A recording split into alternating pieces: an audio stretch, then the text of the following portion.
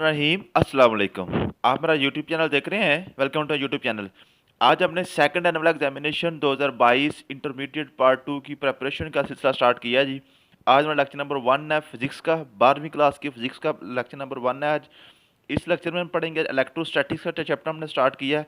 सिर्फ 4 चैप्टर जी आपको करवाएंगे इंशाल्लाह ताला, और सिर्फ 20 लेक्चर्स हमारे होंगे 20 लेक्चर्स में। इसी तरह एक डेली का लेक्चर हम देंगे आपको।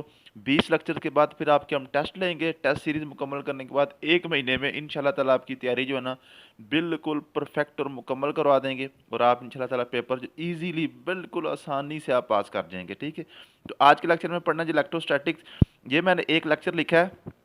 इसी लेक्चर के अंदर अगर आप इसको सही तरीके से सुन लेते हैं, सारी वीडियो को, सारा लेक्चर ले लेते हैं, उसके मुताबिक फिर आप अपनी कॉपी पे इसके नोट्स तैयार कर लेते हैं, तो आपका ईच एंड एवरीथिंग जो इलेक्ट्रोस्टैटिक्स और कूलम्स लॉ के हवाले से है ना, इसमें कूलम लॉ को आपको पता है कि उसने पेपर में टच करना ही करना होता है। इसके बगैर वो पेपर नहीं बनता है। ये ज़रूर सप्लीमेंट्री में आना ही आना है। ठीक है, इसमें कूलम लॉ में या तो उसको शॉर्ट क्वेश्चन इसमें दे देगा कोई ना कोई, या इसमें से वो एमसीक्यूज देगा, या इसको ये लॉन्ग क्वेश्चन भी दे सकता है। ठीक है, तो आपने इसको तीनों पॉइंट ऑफ व्यू से अच्छी तरीके से समझ लेना है कि कॉलम लॉ में क्या क्या शॉर्ट क्वेश्चन बन सकता है, क्या क्या जो इसका एमसीक्यूज बन सकता है, क्या क्या इसमें आपका जो है ना, अगर ये लॉन्ग क्वेश्चन पूछता तो ये सारे का सारा आपने लिख देना। ठीक है, तो आपको बिल्कुल आसान आसान वे में आपको समझा देता हूँ। Electrostatics, study of electric charge at rest is called electrostatics. तो अब इसके लिए व्हाइट बोर्ड पे चलते हैं जी। ठीक है, व्हाइट बोर्ड पे क्या है जी, इलेक्ट्रोस्टैटिक्स की डेफिनेशन आपको पूछ सकता है, और इलेक्ट्रोस्टैटिक्स को आपको जी आप एमसीक्यूज में पूछ सकता है कि इलेक्ट्रोस्टैटिक्स क्या होती है। Electro mean electric charge, statics का मतलब होता है स्टे करना, ठहरना। ठीक है, रुका हुआ होना। तो जो चार्ज है ना, इलेक्ट्रिक चार्ज, उसको रेस्ट में जो है ना, रुके हुए इलेक्ट्रिक चार्ज की स्टडी करना इलेक्ट्रोस्टैटिक्स कहलाता है। ये आपने इसकी डेफिनेशन याद करनी है पक्की। ठीक है, उसके बाद कूलम्स लॉ है। कूलम लॉ क्या क्या कहता है जी। कूलम लॉ की थोड़ी सी मैं डेफिनेशन आपको पढ़ाऊं, उसके बाद फिर हम व्हाइट बोर्ड पे आते हैं। The force between two point charges is directly proportional to the product of magnitudes. ठीक है जी, ऑफ दियर चार्जेस क्या मतलब है कि दो पॉइंट चार्जेस के दरमियान जो फोर्स है ना, वो फोर्स अट्रैक्शन की भी हो सकती है, रिपल्शन की भी हो सकती है। वो मैं नेक्स्ट आपको समझा देता हूँ थोड़ा सा। ठीक है, दो पॉइंट चार्जेस के दरमियान जो फोर्स है ना, वो उनके ऊपर जो चार्ज है ना, जो पॉइंट है, जो दो पार्टिकल्स हैं, दो चीज़ें जो हैं, उनके ऊपर जो चार्ज है ना, उन दोनों के चार्ज को मल्टीप्लाई कर लें ना, ज़रब कर लें आपस में, product of magnitude of their charges, तो इसके ये डायरेक्टली प्रोपोर्शनल होता है। क्या जी, फॉर एग्जांपल ये देखें, F is directly proportional to q one and q two, q one और क्यू टू। इसी तरह इनके जो दरमियान फासला था उसके वो मुरब्बा के इन्वर्सली प्रोपोर्शनल होता है। ठीक है, और इसको आप दोनों इक्वेशन को मिला के ये इस तरह भी इक्वेशन तीसरी बना सकते हैं। अब मैं थोड़ा सा इसका आपको पॉइंट ऑफ व्यू समझा दूँ। ठीक है, ये तो जी आप लिखने वाली बातें। अब देखें कूलम लॉ कहता क्या है। कूलम लॉ कहता है जी, ये दो पार्टिकल हैं, ये दो चीज़ें हैं। फॉर एग्जांपल ये दो चीज़ें हैं, ये इसका नाम है Q1 और इसका नाम Q2 है, और ये इतने फासले पे आपस में पड़ी हुई हैं, इनके दरमियान फासला है R। ठीक है, ये आपने बात अब गौर से समझनी है। ठीक है, कहता है जी इन दोनों पार्टिकल के दरमियान या तो मोहब्बत होगी, या तो मोहब्बत होगी, या नफ़रत होगी, या फिर नफ़रत होगी। मोहब्बत को कहते हैं जी अट्रैक्शन। ठीक है, ये आपने ज़रा बात सिंपल वे में समझनी है। और नफ़रत को कहते हैं रिपल्शन। ठीक है जी, रिपल्शन। अब कहता है या तो इनके दरमियान मोहब्बत होगी, या इनके दरमियान नफ़रत होगी। ये जो इनकी मोहब्बत और नफ़रत है ना, ये कितनी होती है, इसके लिए दो उसने क्राइटेरिया बताए हैं। कौन कौन से? एक तो ये फासला, जितना फासला ज़्यादा होगा उतनी मोहब्बत या नफ़रत कम होगी।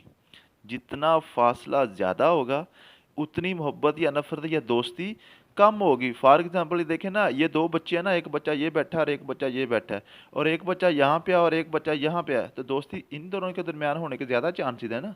ऐसे ही होता है ना। तो जिनका फासला कम होता है उनके दरमियान फोर्स ऑफ अट्रैक्शन या रिपल्शन ना ज़्यादा होती है। इसी तरह ये जो है ना, आप कहते हैं जी फॉर एग्जांपल छोटे बच्चे हैं, ये हमारे पास जी छोटे बच्चे हैं फॉर एग्जांपल, तो ये नर्सरी क्लास के बच्चे हैं। तो नर्सरी क्लास के बच्चों की दोस्ती और दुश्मनी भी बिल्कुल छोटी सी होती है। वो हो सकता है कि 10 मिनट पहले वो आपस में लड़ रहे हों और 10 मिनट के बाद उनकी दोस्ती हो गई हो। ठीक है, तो छोटे बच्चों की दोस्ती और दुश्मनी भी इतनी सख्त नहीं होती जितनी ये जो आपके पास बड़े लोग हैं ना। ठीक है, फॉर एग्जांपल ये आपके पास बड़े लोग हैं।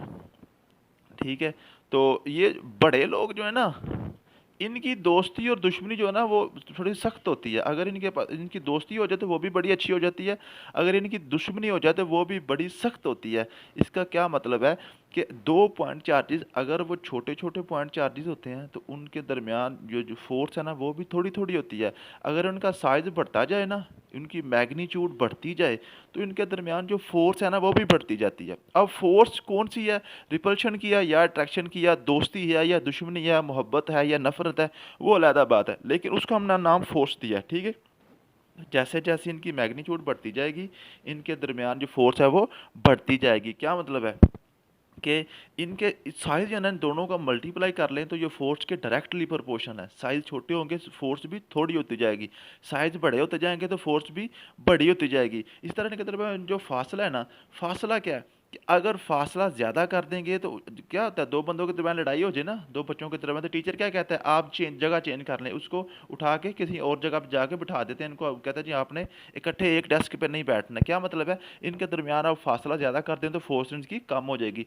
तो क्या होता है कि फासला बढ़ जाता है तो फोर्स कम हो जाती है। ये इसका क्या मतलब है, ये आपस में उल्टा है ना, आपस में इन्वर्सली प्रोपोर्शनल है, ठीक है। तो यहाँ से फिर दो इक्वेशन आपकी निकलती हैं। एक आपकी फोर्स है, फोर्स डायरेक्टली प्रोपोर्शनल है Q1 और Q2 की आपस में मल्टीप्लाई करके। यहाँ पे मल्टीप्लाई का निशानी लगा लें, और अगर आपने लगानी है, अगर यहाँ पे मल्टीप्लाई की निशानी लगानी है तब भी लगा सकते हैं, यहाँ पे डॉट लगाना है तब भी लगा सकते हैं, इन दोनों को ब्रैकेट में करना है तब भी कर सकते हैं, कुछ भी ना करें फिर भी ठीक है, ठीक है। इसी तरह यही एफ जो है ना, ये इन्वर्सली प्रोपोर्शनल होता है इन दोनों के दरमियान जो फासला है ना उसके मुरब्बा के, ठीक है।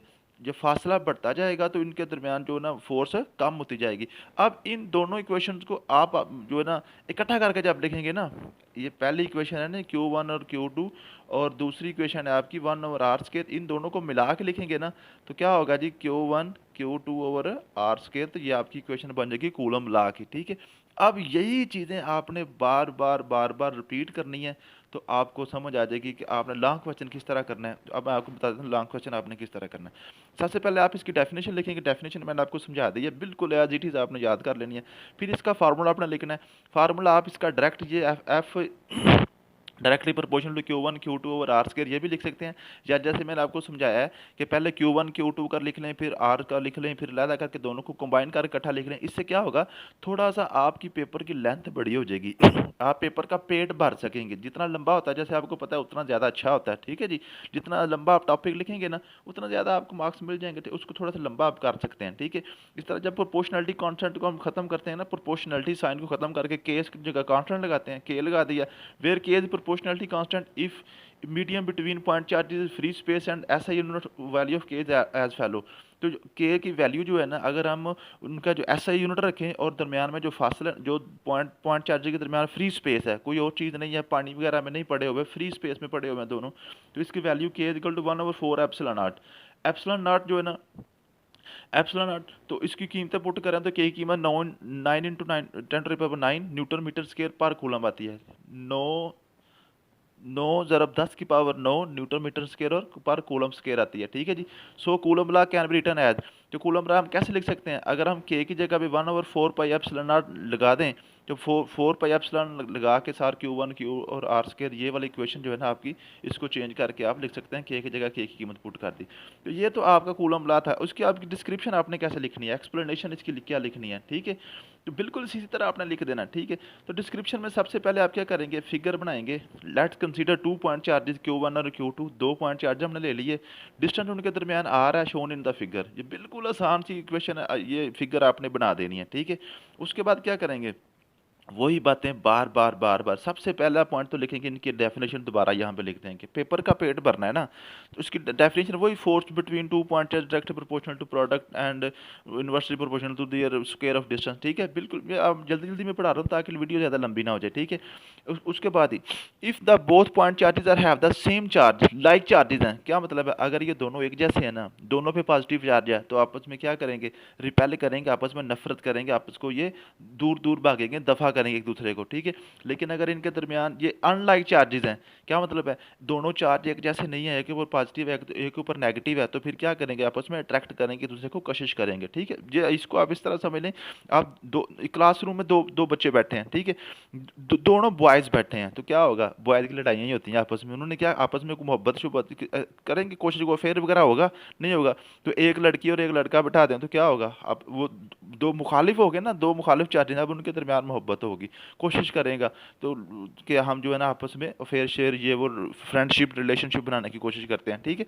तो ये देखें, अगर ये एक जैसे चार्जेस है ना, तो फिर उनके दरमियान रिपल्शन होती है, लाइक चार्जेस के दरमियान रिपल्शन होती है, और अनलाइक चार्जेस जो होते हैं ना, जो एक दूसरे के मुखालिफ होते हैं, उनके दरमियान क्या होती है जी, दोस्ती होती है, ठीक है। उसके बाद जी, ये भी आपने बात याद कर लेनी है, लाइक चार्जेस के दरमियान अट्रैक्शन रिपल्शन होती है, और अनलाइक चार्जेस के दरमियान अट्रैक्शन होती है, ये आपने बात याद कर लेनी है, ये आपको एमसीक्यू में पूछा जा सकता है, ठीक है जी। उसके बाद जी, both particle insert force on nature in opposite direction, क्या मतलब है, ये थोड़ी सी बात देख लें, ये बड़ी इंपॉर्टेंट एमसीक्यू होता है। कहता है जी, ये दो पार्टिकल जो है ना, दोनों दोनों एक दूसरे के ऊपर फोर्स लगाते हैं। फॉर एग्जांपल, ये इनके दरमियान अट्रैक्शन है ना, ये वाला जो है ना इसको इधर को खींचेगा, और ये वाला जो है ना इसको इधर को खींचेगा, ठीक है। आपस में एक दूसरे को कशिश करेंगे, वो अपनी तरफ खींचेगा, वो अपनी तरफ खींचेगा। क्या मतलब है, ये वाला जो पार्टिकल है ये इधर खींच रहा है इसको, और ये वाला पार्टिकल इसको इधर खींच रहा है, इनके दोनों एक दूसरे को खींच तो रहे हैं, मोहब्बत दोनों कर रहे हैं, लेकिन मुख्तलिफ सिमत में, इधर को खींचता है ये, अपनी तरफ खींचता है, ऐसा तो नहीं ना ये वाला पॉइंट भी इधर खींचे और ये वाला पॉइंट भी इधर खींचना शुरू कर दे, तो फिर क्या होगा, वो आगे आगे भागेगा, वो पीछे पीछे भागेगा, तो ये फिर क्या हो जाएगा, वन साइडेड मोहब्बत हो जाएगी, तो वो नहीं चलती, ठीक है ना। ये देखिए ना, ये ना, ये इसको खींच रहा है इधर को, ठीक है, और ये जो बंदा ये भी इधर को खींचना शुरू हो जाए, तो फिर क्या होगा, ये आगे आगे भागेगा, ये पीछे पीछे भागेगा, तो फिर ये तो आपकी नहीं चलेगी, ठीक है। ये इधर को खींचे, ये वाला जो पॉइंट है ना, ये इधर को खींचे, ये वाला पॉइंट इधर को खींचे, दोनों आपस में एक दूसरे को खींचेंगे तो आपस में मोहब्बत हो जाएगी। इसको इस तरह समझ लें, ये इधर को आए, ये इधर को आए, दोनों इधर आके मिल जाएंगे और इनकी मोहब्बत हो जाएगी, इनका रिलेशन, इनकी कशिश जो ना हो जाएगी। लेकिन अगर ये वाला इधर को जाए और ये वाला भी इधर को जाए, तो जितना ये इधर जाएगा ये उतना उधर पीछे आएगा, तो इनकी कभी भी दोस्ती आपस में मिल नहीं सकेंगे। तो क्या मतलब है कि ये दोनों आपस में फोर्स इंसर्ट करते हैं दोनों एक दूसरे के ऊपर, लेकिन इनकी फोर्स की डायरेक्शन जो होती है वो उलट होती है, ठीक है। तो F1 अगर Q1 की फोर्स है और Q2 की फोर्स F2 है, तो दोनों बराबर हैं आपस में, F1 इक्वल टू F2, लेकिन साथ साइन माइनस का साइन ये ज़ाहिर करता है कि इनकी डायरेक्शन जो है ना वो सेम नहीं है, एक सिमत में नहीं कर रहे, ठीक है। Magnitude about 2 force same but direction is opposite, ये सारा यही चीज़ें मैंने लिखी हुई हैं, ठीक है।